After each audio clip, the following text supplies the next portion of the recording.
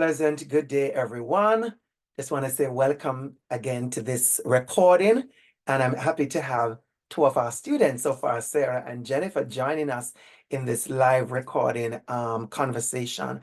This is a conversation that is important to me for us to have. And funny thing, you said something's very important, Sarah, as we logged in, talking about these are things that we need to know no matter what career we're in. And that's a powerful, powerful statement. Because when we're talking about how equity praxis shape our leadership, impact and influence our leadership, I want us to understand it doesn't matter who you are. It doesn't matter who you are, which space you're in, what profession, what space, what career. For us to have what I call cultural competence is important. I'm going to stop sharing my screen for a minute as I center this conversation. I just came from a workshop talking about equity in education. And one of the comments I made in that workshop was about one of my Queen's course that I teach, which is PME 852. This is 851, 852. And it's about international education, right? In that course, the focus is international education. And there's something that teaching that course for years, there's something I have discovered.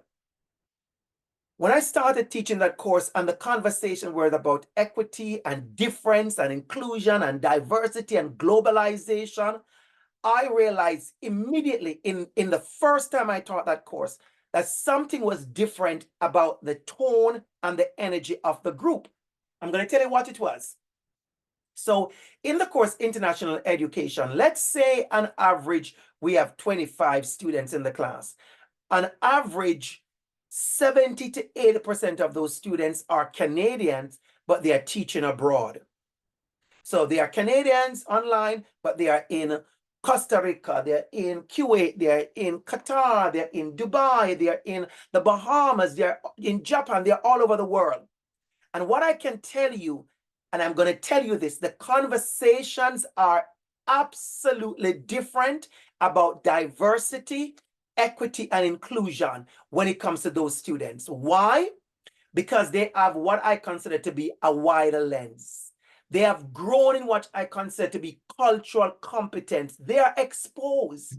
They are used to seeing difference in a different way. They are maybe from Canada, predominantly white, but they work in spaces that are heavily racialized. And so their lens of Black Indigenous folks, their lens of racialized folks, their lens of difference, their lens of a Black professor like myself is absolutely different from many of us, because they have what I call a global perspective of what it looks like to be an educator. We have to remember that education in Canada, in Ontario, where I live, where many of you are from, it looks I just come from a school and was saying that we still have schools in Toronto, in Canada, in Ontario, where the population is 90% racialized and the staff is 100% white.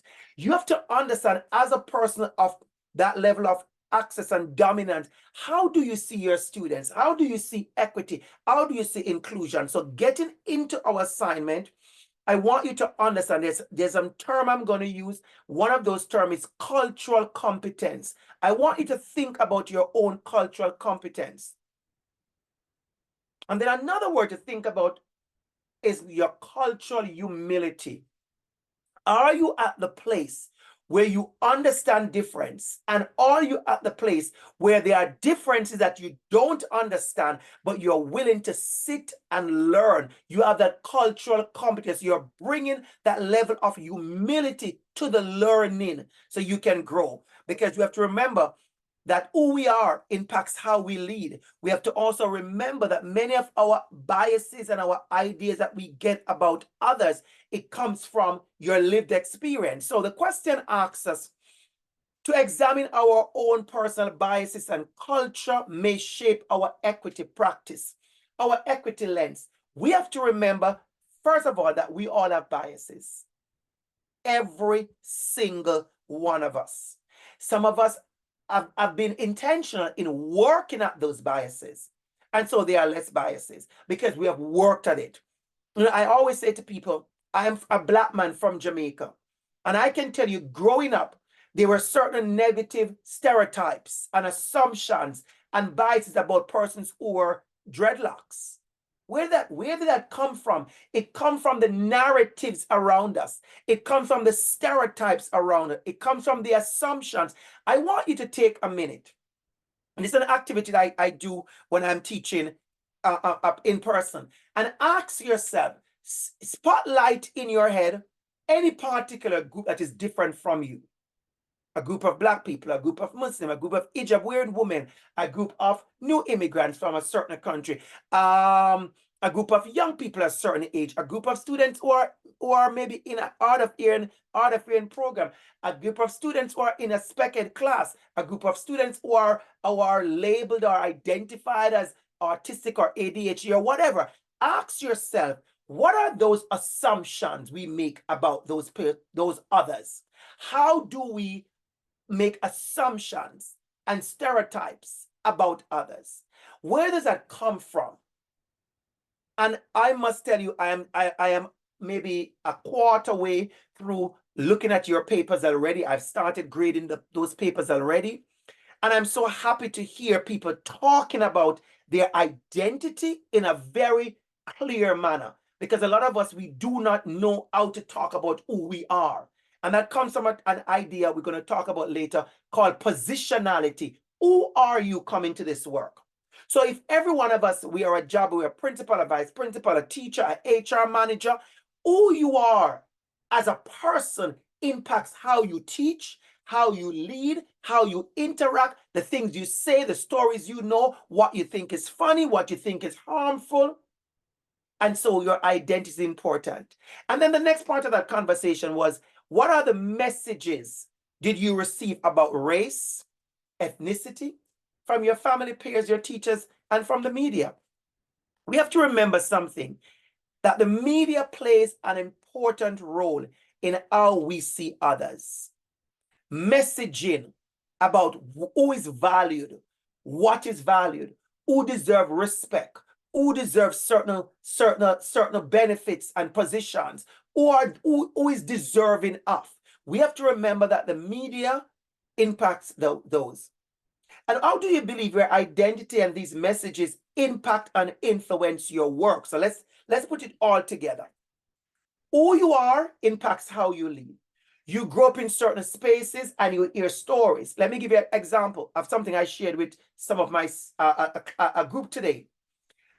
Years ago, more than about 17 years ago, 17, no, more than that, 20 years ago or more, I went to America as an exchange student, as an exchange teacher.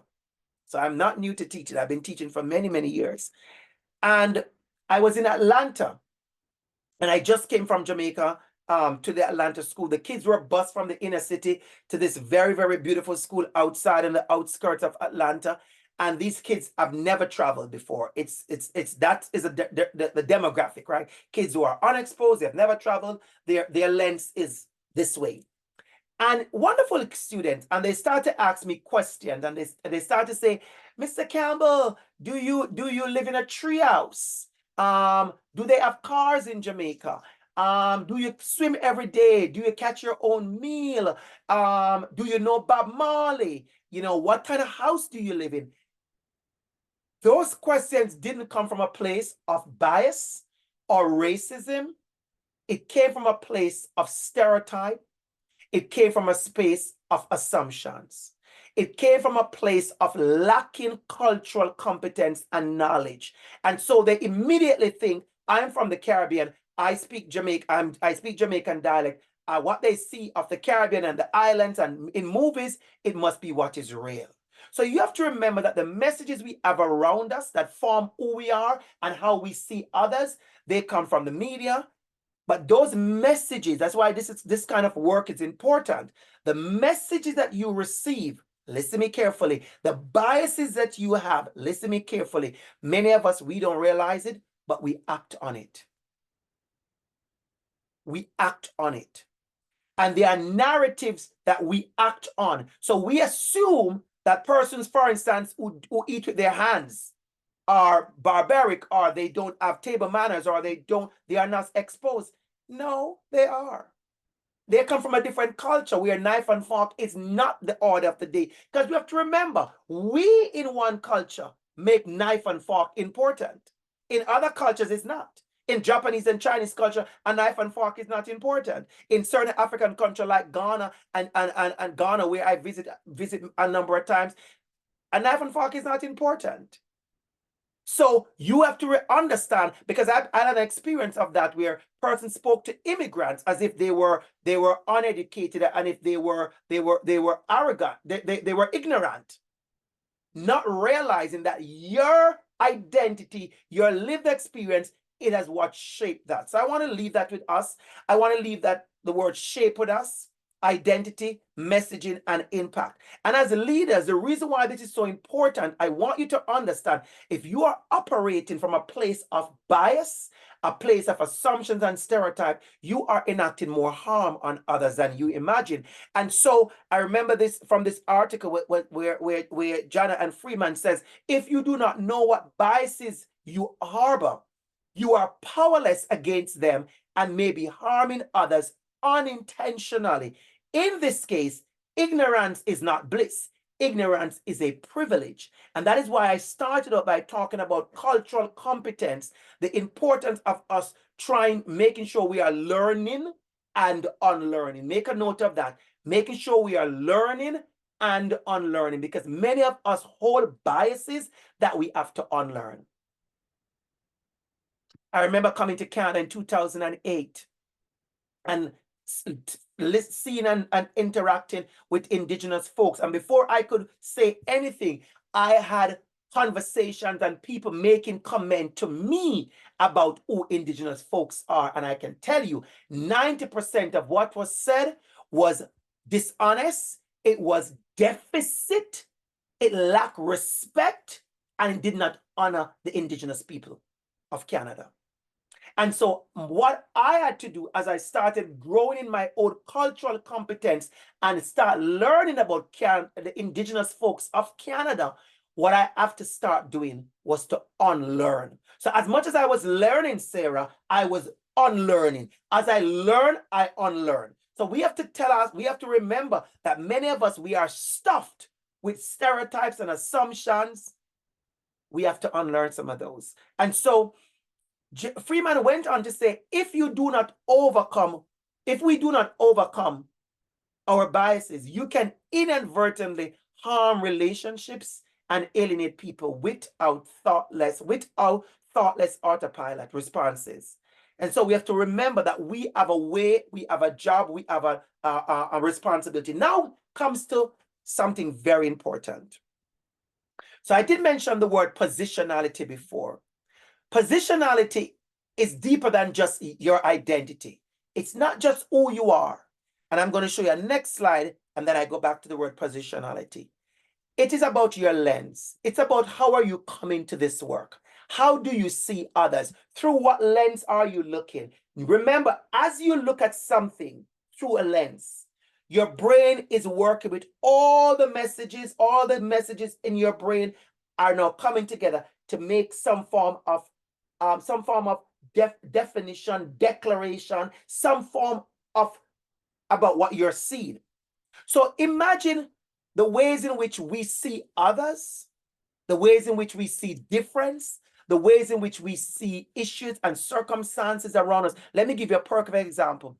Whenever I do case studies, whenever I do a case study in my class, I would say to students, as you're looking at the video, I love to use video case studies, and I do, written case studies as well. As you're watching the video or as you're reading, I want you to write down what you hear, what you see, what you smell, what you feel, and how you feel. And this is for not just video, but it's for the written work, And I say to persons, as you're doing that, I want you to understand that what you are hearing, how you are hearing, how you are seeing, how you're interpreting what you saw comes from who you are and your positionality. That is why sometimes when we see something on TV, somebody said, well, that's not racism. That's just somebody, saying certain things. We have to remember, who are you saying that? Oftentimes when we have issues of racism, for instance, it's the dominant person, a white person, who says, well, that's not racist. That action was not done to you. You do not understand the feeling of the other because of your position, because of your lens, because of your identity, because of who you are. So I want you to understand the ways in which your gender, your race, your ethnicity, your age, your ability, your sexual orientation, all of these things, your education, your background. I want you to understand how these things impact how you view others.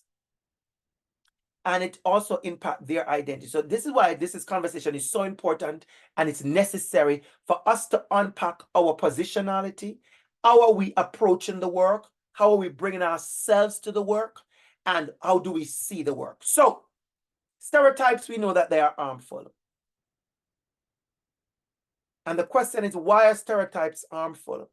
One of the reasons that I like to talk about when it comes to education, especially teachers. So let me give you an example. There are data out there and statistics about students who are gifted.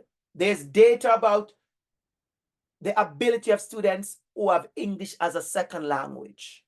There's data out there about students with certain behavioral disorders, students who are ADHD, students who are on the spectrum. There's data out there about students who are adult learners, who are parents. There are data out there about students who are from a certain background, a certain identity. If as educators, as leaders, as principals, as HR, whatever profession we are in, we hold those stereotypes, we have to remember we're going to act on them.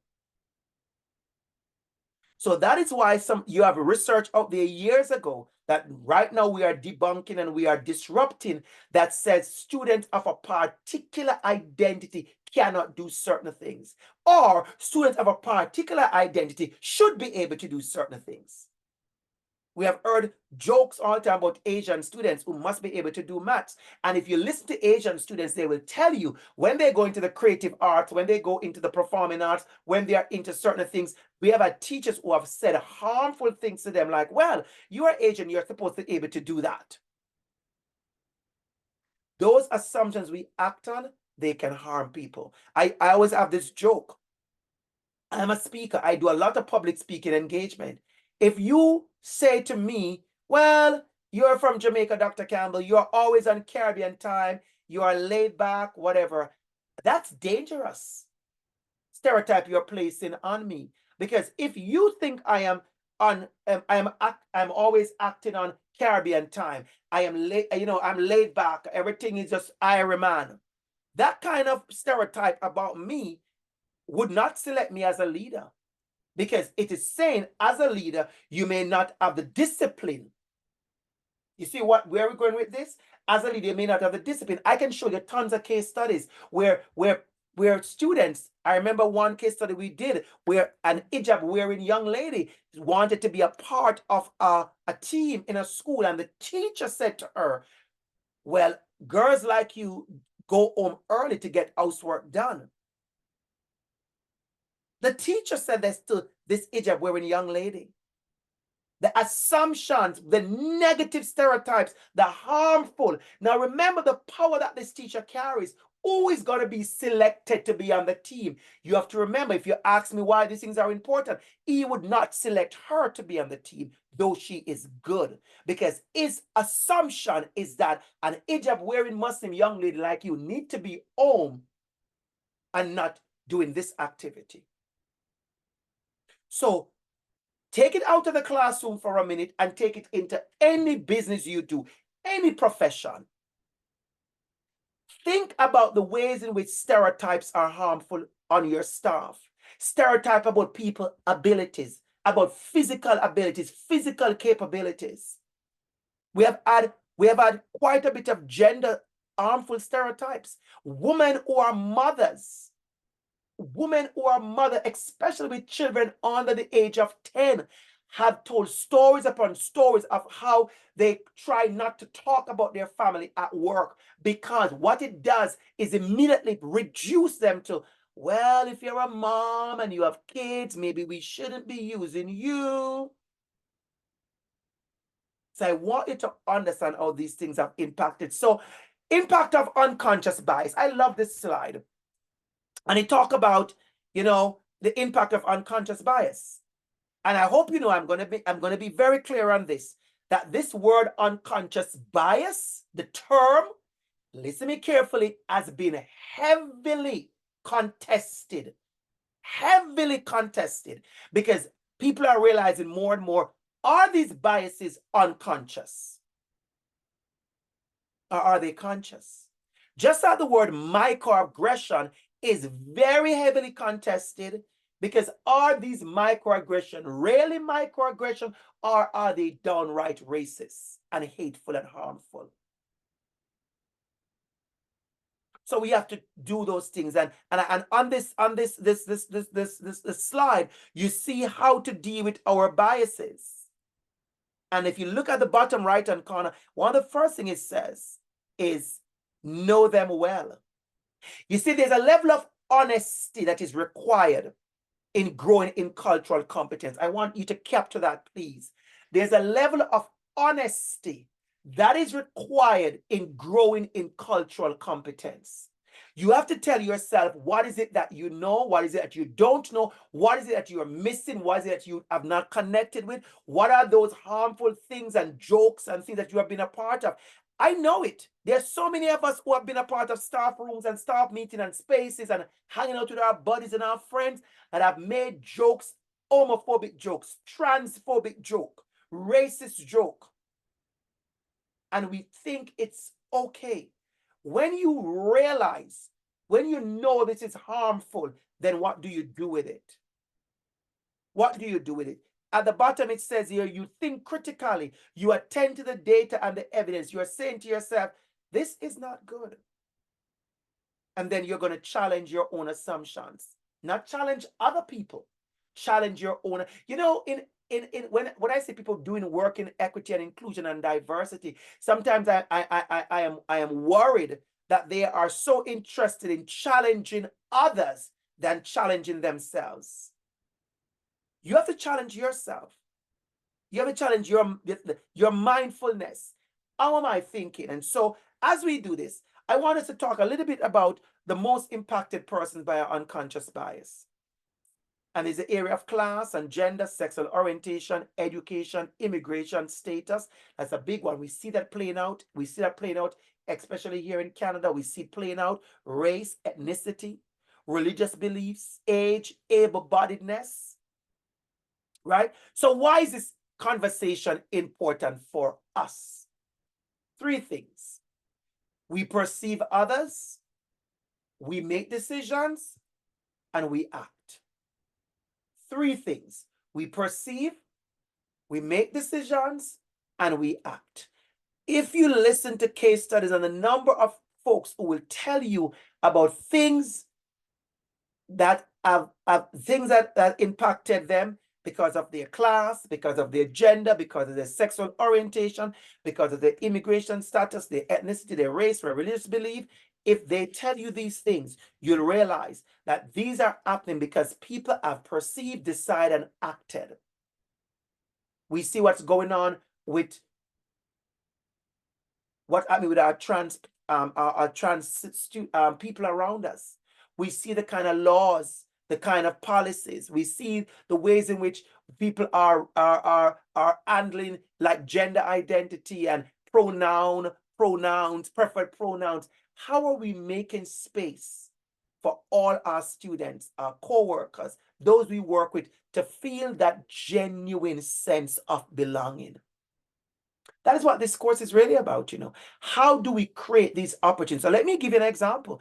The assignment that you're working on, your infographic, and your main assignment, if you think about it, what you are really doing is thinking about, how do I, in my leadership, in my role, how do I relate? How do I work at ensuring that a particular demographic, a particular identity, a particular group of people, how that the ways in which I perceive them, the way in which I make decisions, the ways in which I act must be intentional, and it must be to serve and in improving the level of belonging those people feel.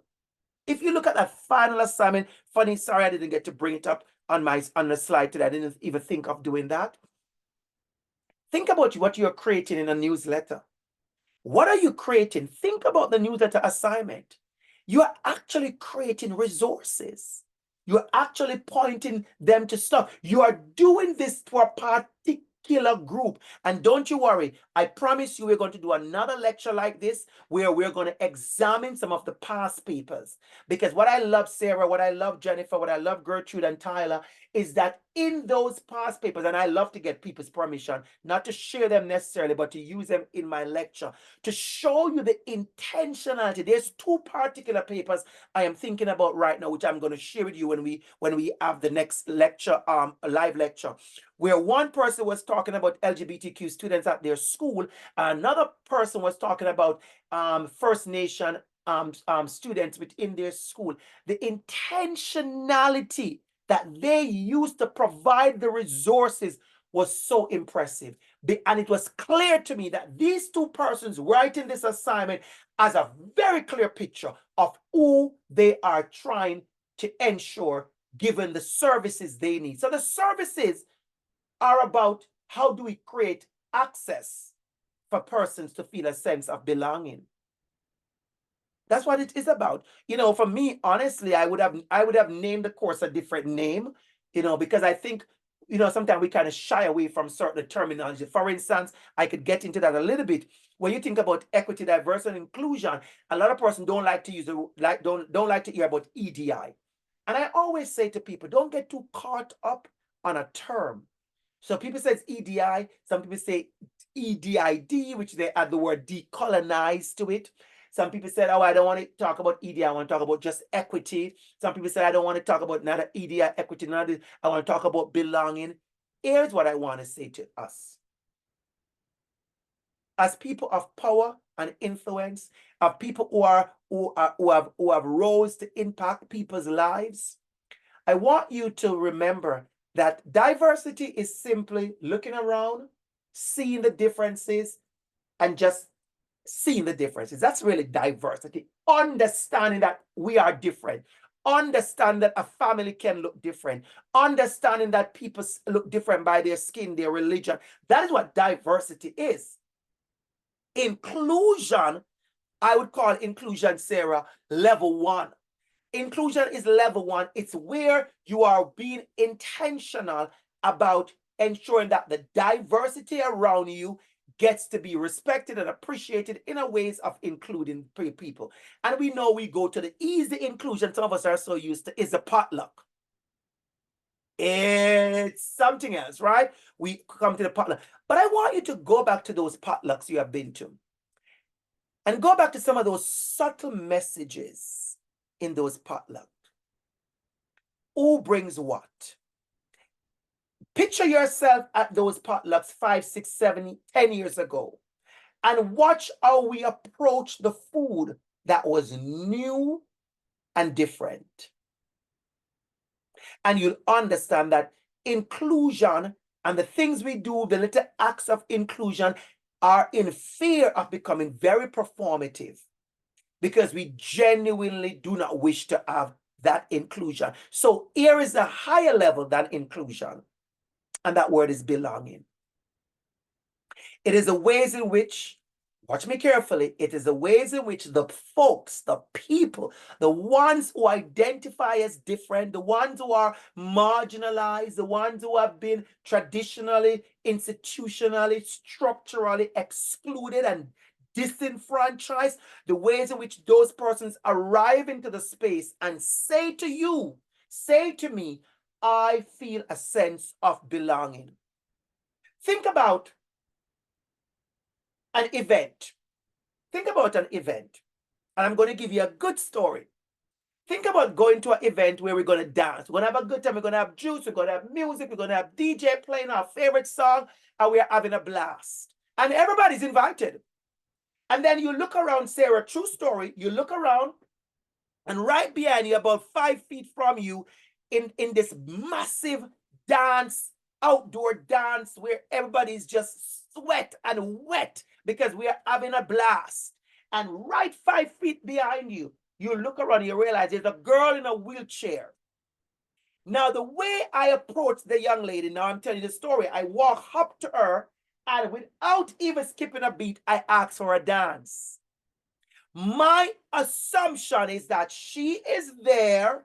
I see her in the wheelchair, but she's in the midst of the dance and the music. I just think she's here to dance like anybody else. I did not rush to stereotypes and deficit and thinking, well, why is she here? She's in a wheelchair. This is a dance event. I didn't go there. So immediately I walk over to her, Jennifer, and I asked her a dance. And she said, yes. Jennifer, you should see me on the wheelchair. I was on this side of the wheelchair. I was on the next side. I was at the back. My foot was up. I was technically sitting in her lap. I put my hands on the seat. And I was doing the absolute most. That for me is the level of belonging. I am not holding our Jennifer in deficit. I am not holding that person in a level of deficit that says, she's in a wheelchair, I don't think she can dance, let's just ignore her. And there are so many students, there are so many co-workers, there are so many people who do not feel a genuine sense of belonging. And I'm going to go back to make this clear. And that lack of belonging, watch me carefully, watch what I'm going to do, that lack of belonging that they are feeling, it goes back to the ways in which we see people, the ways in which we see identity, the messages we grew up with that says if somebody's in a wheelchair, they can't do anything, leave them alone, maybe they shouldn't even be in the space. So one of the big things that you and I have to do, that's me as well, my responsibility is after we work on ourselves, we also look at the kind of messages in our spaces. Now, I'm going to go a little bit deep on something right here. It's going to benefit you for your final assignment. Think about your institution. Think about where you work. Think about your organization. Think about where you operate. And think about the subtle and not so subtle messages in our policies and in our processes. You will be surprised if you examine policies to realize how much policies have impact, inclusion, and belonging. I always use this joke, Gertrude.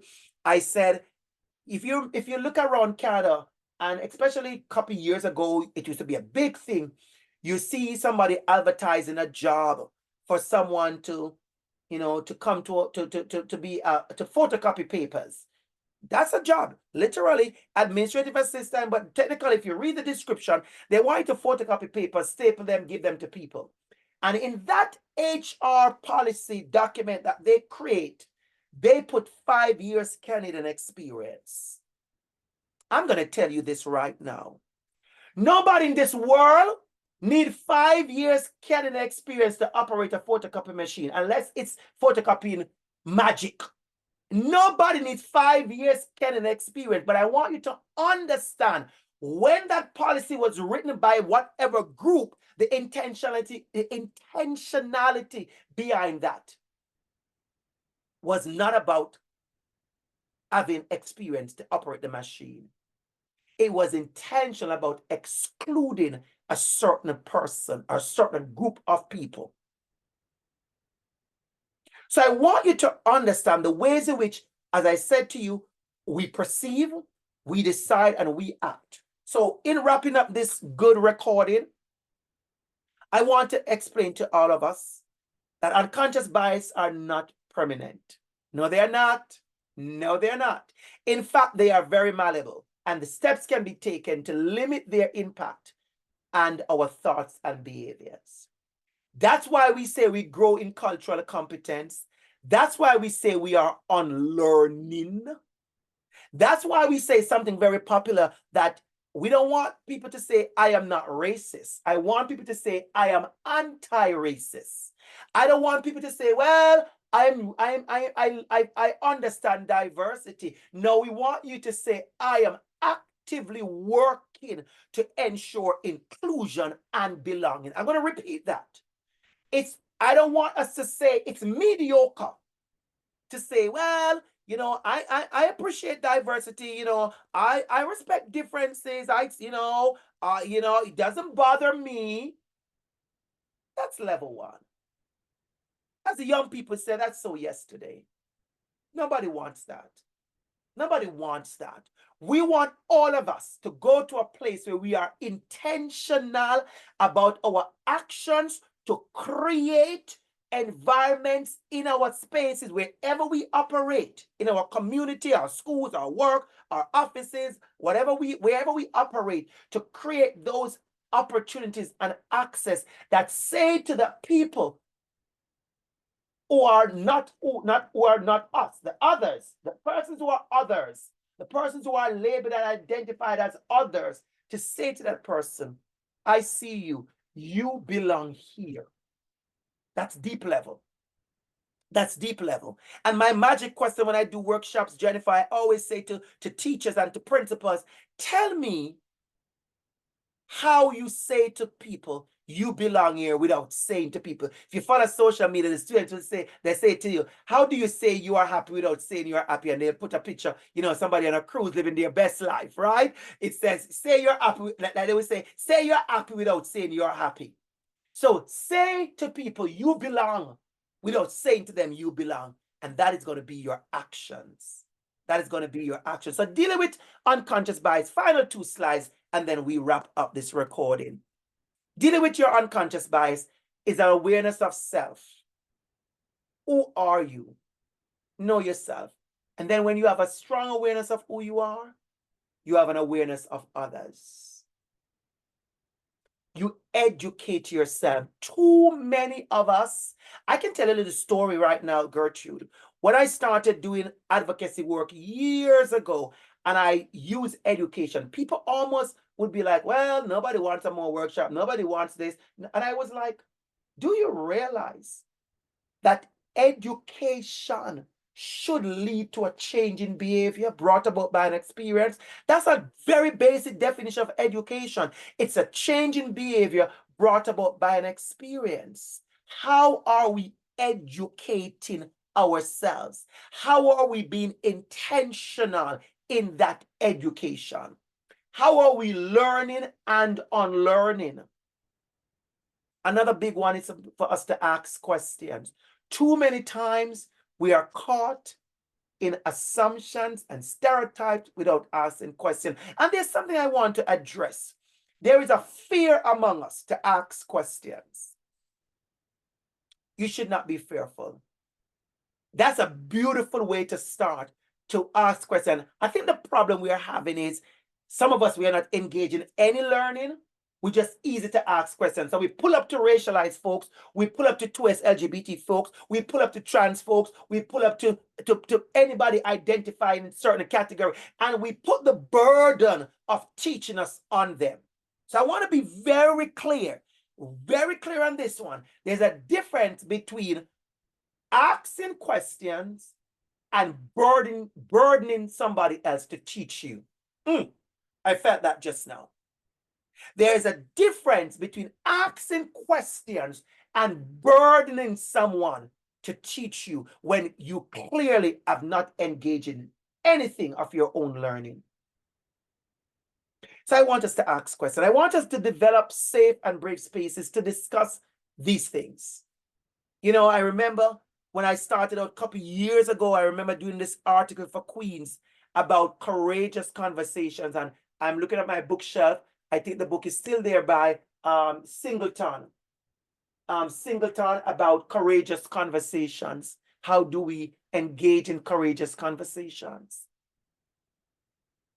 And one of the things that I realized is that People were open to courageous conversation. And all of a sudden, when they realize, oh, if we're going to have a courageous conversation, there may be some discomfort for me. And I think I'm very sad that powerful people, when I say powerful people, I mean you and I, teachers, principals, vice principals, educators, managers, leaders, you are not weak. You are powerful people. You walk in power. You walk in privilege. You walk in access. And sitting down for 2 hours in a workshop, listening about others, make you so uncomfortable, make you so uncomfortable that you can't even be in the space. And then when we talk about fragility, you're offended. It's given fragility. You're not that fragile that you can sit in a space and listen to these courageous conversations to say, how am I going to create space around me? To create, a lot of people want to do belonging and inclusion work, but they don't want to be a part of the courageous conversations. We have to come to the place. We have to challenge our own assumptions and traditions and the way we have always done it. I remember having this student come to me one day, Jennifer, it was such a beautiful conversation. And he said to me, Dr. ABC, the things I'm learning in your class, when I go back home, I come from, in a certain space where my grandparents speak very, very negative about Black people. And I said to him, I get it. Your grandparents are on a certain space and a time. And I said, how is that impacting you? I said, have you said to your grandparents that you have a Black professor? What does that mean? What does that mean for you? And so I remember I said to him, I am not sending you home to challenge your grandparents, because I bet you any money they are wonderful people in your space. They love you. But I said you have to understand, when your grandparents speak of certain ways about Black people, it comes from a place of deficit and it comes from a place of racism. That's just the reality. It comes from a place of saying who is deserving. The moment you said to your grandparents, your professor is Black, listen to how they question my worthiness of being a professor and how on God's green earth could a university hire a Black man to teach you. Think about what that means. Think about what that means for racialized folks and Black folks all over. Think if your grandparents had the power to decide who gets hired. That has always been. Think about the racist people in this world who still hold the power today about who is given access and who is given privilege and power and who is employed and who is encouraged and who sits at the table. So you have to understand, and I have to understand how our own bias have hurt people. So look at the contrary, look for patterns, separate feelings from the facts, communicate daily, tell your story. That's a big thing. And then we go to this one, which I love. We have to really avoid the stereotypes and the overgeneralization. We have to embrace diversity. Learn to engage in people who are different from you. I'm always distracted, Jennifer. That's my personality. I just saw, are your fingernails black? Are those black nails? Absolutely gorgeous, because mine are black too. It's in the recording, don't you worry. That's how I teach. My students at university will tell you in the middle of a lecture, somebody asked me a question about something to do with fashion or skin or something, and I respond to them. My students live their best life, right? And so, thank you so much, right? And so here is what we're going to close with. The power in which we engage in self-reflection. One of my favorite writers is Yolanda Seeley Ruiz. You need to write this down. Archaeology of Self. Honestly, beautiful little video. They're like 5 minutes long. You could Google it on your YouTube. The Archaeology of Self by Yolanda Seeley Ruiz. Maybe 5 minutes. I don't think it's 5 minutes long. But she talks about who we are and how we have to really get into who we are, understanding who we are, so we realize that we don't continue to commit more harm to others who are different from us. And then be an active ally. Practice empathy. I could unpack allyship for the next hour. Maybe I'll put some of that in the next conversation we're going to have. But we talk about allyship. Most people are now moved on from the term ally, and they are the term accomplice and co-conspirator.